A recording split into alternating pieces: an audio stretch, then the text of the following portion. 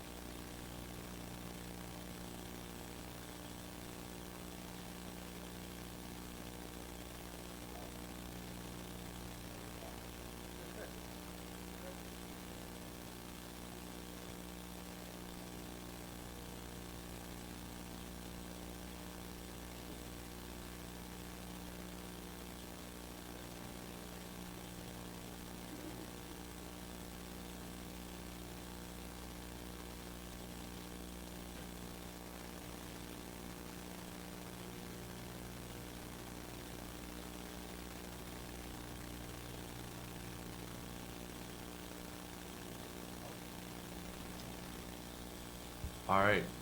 So that was Death Note, right? guys? Alright, but there wasn't sound. Right, guys?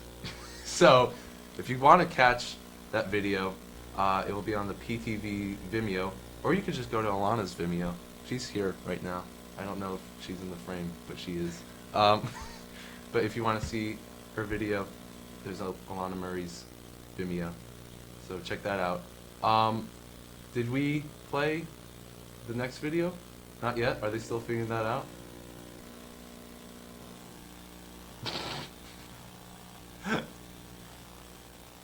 Oh, are we, I have no idea what's going on. Alright, I think the P in PTV stands for professional. So, so are we going to the interview right now? Sounds good. Alright, let's talk about Death Note. Alanna Murray, ladies and gentlemen. Woo! Alanna Murray! Alright. We're off to a great start. Are we playing the other film? Oh my god, what is happening tonight?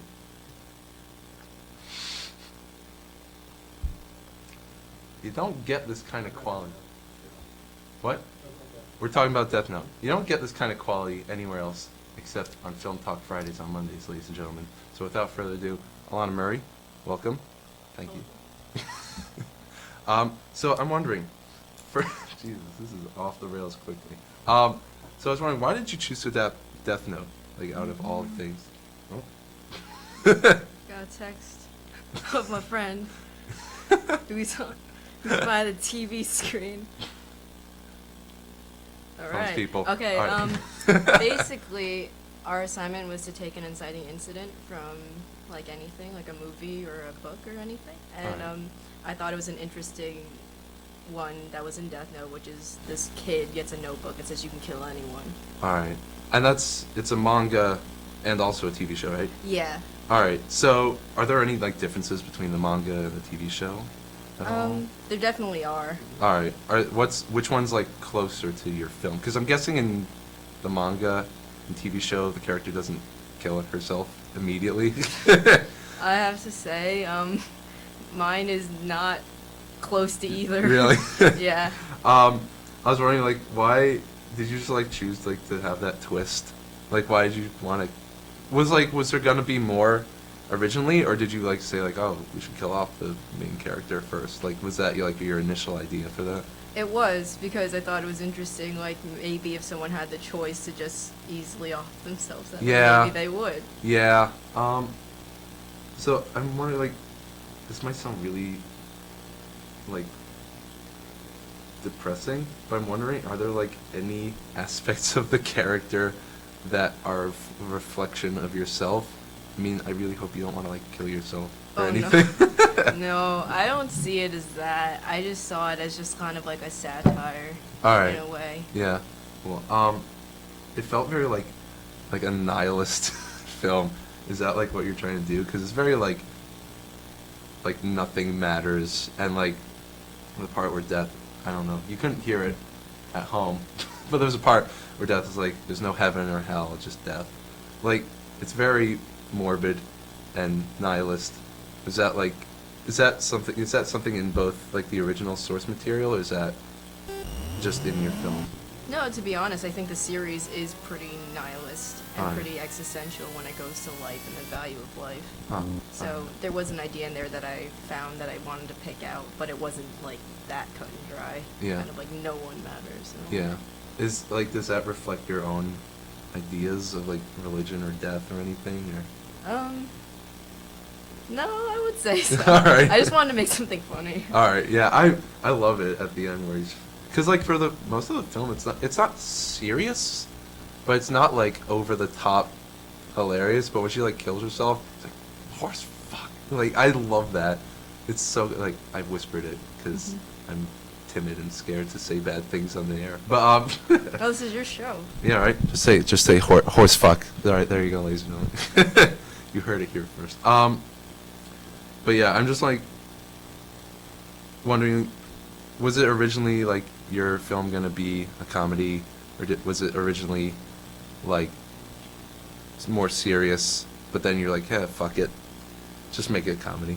I think like I intentionally made it a comedy from the start. All right. Because like I don't know, even in the anime there are like I don't know if they're unintentionally funny, but there are like really funny parts that just kind of catch you off guard, Yeah. even though they're so like blunt. Yeah. There's like, is there like a challenge to writing dark comedy, or just like comedy in general, for you at least? Well, I never really expect anyone to laugh. Yeah. I just kind of, I'm like, okay, I'm laughing at this. This can work, I guess. Yeah. Totally. What are we? Are we good for the next film? Yeah? Alright. Well, thank you for your interview. This was our interview for Death Note. So, without further ado, here is Alanna Murray's next film, Let's Cook.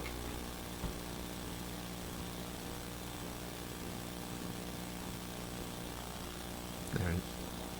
Yeah? Cool. Low Yep. cup. Yep. It's a good film.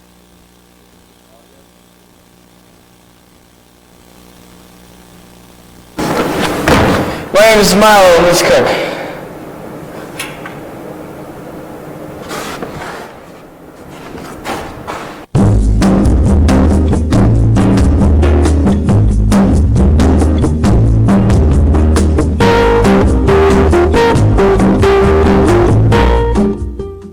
On today's installment, we're going to make soup, or as the French call it, soup. These are my cabinets. I store my plates and my cutlery in that one. In this one, I keep my pots and pans, which are good for cooking. This is my oven. This is my spice rack. I have 3 flavors. That one's my favorite. This is, come on. Over here are my burners. I have 4. Now we're gonna make soup. What's the first ingredient, guys? Being comfortable. Get your chair. Now we need ingredients, because we got our comfort. The first ingredient you're going to want to get your hands on is some plain brand cola. Is the cola with a flavor. Then you're going to want to get some plain brand tuna. Also plain brand, also good. Also, you're going to get some plain brand soup. This is the most important ingredient because we're making soup. Now I'm going to need some tools. I told you where they are. Do you remember?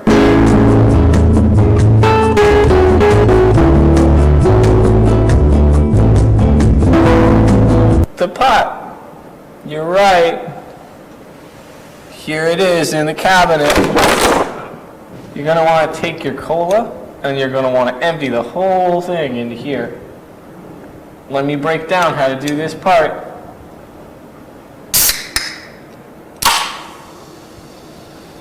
Now, you want to pour it in.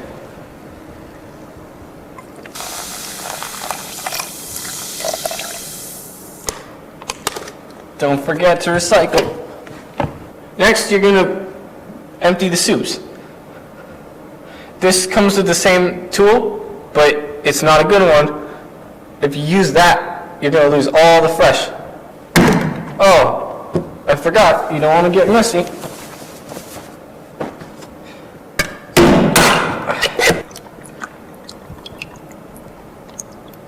The way that it gets strained through means it gets oxidized. That's science. I'm going to make it more. Oh, good.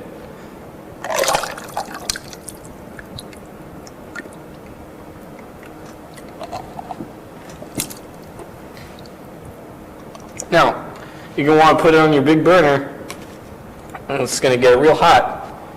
You're going to wait for a minute, and then here's the trick. This is the chef's trick. You're going to want to get your whole hand in there and really stir it up. Yeah, get in there and take a really good look at this. So this is the technique you're going to want to use, is just around the edge, hands open and close, and open and close. This one doesn't have a trick, and we're just going to open it. Okay, this is harder.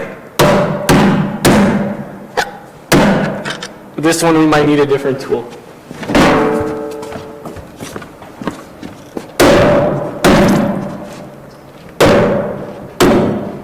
And just get all the extra. Okay, it's time for spices. We're just gonna put a little bit of the dillweed in there. You're gonna let it sit on a low heat for 42 hours, and then it'll start to look good, and that's when you eat it. Okay, now we're gonna taste it. Mmm. Just like Mom made it. When you're done with your soup, you can have a little bit of dessert.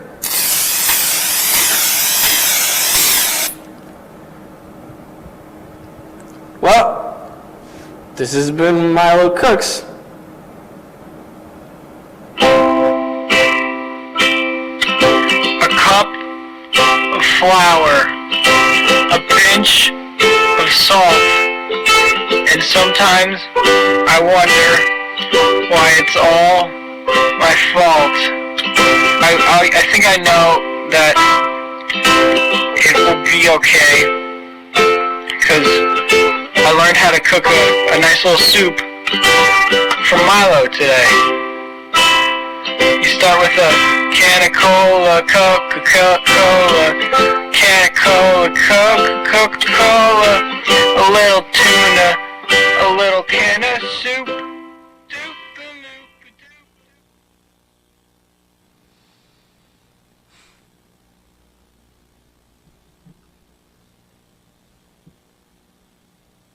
All right, and we're back. That was Let's Cook, still by Alanna Murray.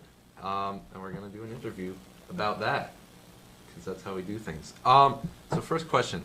When I first watched this film, it was like, oh my god, did she watch Steve Brule? Because like it felt so Steve Brule-y, because I mean, it's like he says like Spice Rack and stuff. But like, how much are you influenced by like Tim and Eric, Steve Brule, all that stuff? I'm pretty influenced. I think they're just really funny. It's Yeah. like in a really ridiculous sort of way, and like they're just really absurd. And like I saw this series on YouTube where Tim Heidecker makes sauces, Oh yeah. and All right. I don't know. I think a big part of it came from that too. Yeah, totally. That's where the idea of cooking show came up? Like, Well, originally this was adapted from a script that had like we were randomly given scripts and just to choose like a scene or something, Right. and it was about a chef, and he was like a heroin addict or something, and I wasn't really into like the lines and stuff, so I just picked out one or two and just made this because I thought it'd be funny to see if like a crack addict had like his own TV show. like, was that, so like, were you given just like total freedom to do whatever? You're like, as long as you stick with a chef in any way possible, you'll be okay. Yeah, it's just like an adaptation. Yeah. All right. So this was for this year? This was last year. Okay. And how was it received? Because I think it's fucking hilarious. This one seems to be pretty well received. It's like the one thing people have like responded to the most so far. Yeah. I was wondering, how much of, or I mean, if you want to just talk a little about this, how much of the script was written and how much was improv? It was a good amount of it was like improv. I Alright. fed him lines here and there, but for the most part, Milo came up with most of the things on his own, Alright. and it just came out really funny. And most of the times, we had him do it more than once, Alright. and we were laughing too much that like the audio wasn't very good. So like, is there an extended director's No. cut? Oh, damn. I would love to see that. So like, what stuff was improvised? Like, what are like the main scenes that you? The main scenes, Or just basi- anything, basically. the oxidation, that science was Yeah. his, and then getting an axe, that was his Alright. own doing. Where'd you find an axe? Oh, well, we have a soundstage that we're allowed to just like work on and rent out, and someone left an axe that wasn't a prop axe, but it was just like an axe lying around. And he You know, just, just people just leave their own got it. axes. Yeah, Yeah, like every normal person does. yeah, totally. Yeah. I was wondering, in the scene after Milo makes the soup, I don't know if you can call it that because it's it's something, but It's watery. Yeah, It's soup. yeah. Whatever. But after you taste the soup, did you have to like cut and you had to like go throw up or something? Wow. I just took it like a champ. Wow. He's like, I'm gonna eat it, and I'm like, no, don't eat it. He's just like, no, I'm gonna eat it, and he ate it. What a champ. Yeah, he's a champ. Wow. Did he get like an award or some sort of trophy for that? No. No, okay. Don't respect them that much. They're actors, come on. He's actually a film student. Really? Yeah. All right, we could have him Yeah, we can on have the him. next episode. That's an idea. So I was wondering. I keep saying that. But I just want to know if, like, further on down the road, what are you gonna continue doing stuff like this, tonally, like these like comedies and dark comedies and stuff? Yeah. I think it's just like something I naturally go to. All right. So everything I make usually has some sort of just like absurd humor. Not like absurd, but kind of some sort of humor to it. Yeah, totally. And sorry, but like, I noticed that your films are very not very short, just like 5 minutes around that, and it seems very made for. I'm sorry, made for like an internet audience. But are you gonna try to do more like feature length films or more of like an like an internet show sort of thing? I don't see myself really making series or anything like that. Alright. I definitely want to get into a mindset to be able to like write a feature. But for now, like just while I'm in school, it's like pretty crucial that we know how to make a good short first. All right, cool. So as the year goes on, you're in your junior, right? Mm-hmm. So junior is pretty intense, right? Yeah. Or- Instead of doing what we did sophomore year, which is make a bunch of little scenes, we have to make a thesis film. All right, And that's usually 10 to 20 minutes, maybe even longer. all right. And it's just this whole year's, the focus is just one film. All right. So have you started working on that? Yeah, I'm actually going to start casting soon. Cool. And yeah, still in the process of writing. Do you want to give like info? Do a shameless plug or no? Sure. Well, my film's about a guy who's a telemarketer, and in this society, you're genetically matched with a partner for the rest of your life. And he's part of this like small percentage that isn't. All right. And then he goes to like a support group, and it's kind of lame and stuff like that. But then he meets a person. Cool. It's like Fight Club. Not at all. I was just thinking of support groups and I thought it was Fight Club. That's another shameless plug. Yeah. But I just want to say, like, in general, like, what do you do? This sounds very interviewee, but like, what do you do to keep things original and fresh, movie-wise? I just try to think of very specific instances in my life that I draw from. All right. So, like, But otherwise, it's very hard to stay fresh, especially because it feels Yeah. like every story's been told. But as long as you keep it personal and specific, then Yeah. it should be something new. yeah, totally. And I really like how your dialogue in both films is very natural, but there's like a little tinge of awkwardness. I mean, that goes along with the natural Mhm. way of it, but what's it like? How do you like go about writing stuff like that? Do you take it from, like you said just now, like how you take it from personal experiences, but is that in the dialogue too? I don't know how to explain it with dialogue. I just kind of write it. Yeah, is it like stream of consciousness? A little bit. A lot of it is just basically writing and vomiting on like a piece of paper. Like literally just vomiting and then scooping some of it up and leaving some of the residue there. But no, for the most part, it's just like writing as much as I can, then just totally like taking so much out Yeah. and leaving like the bare bones of it. All right, because it seems like from the films I've seen, and you have more on your Vimeos, right? All right, cool, awesome. I'm gonna watch them. But it seems like every line just works well, just flow wise. Like every line has a purpose, I Okay. guess. Yeah, no problem. But yeah, any other films are coming up that you're almost done with? No. Oh. All right. Well, I guess, I mean, I don't have any more questions.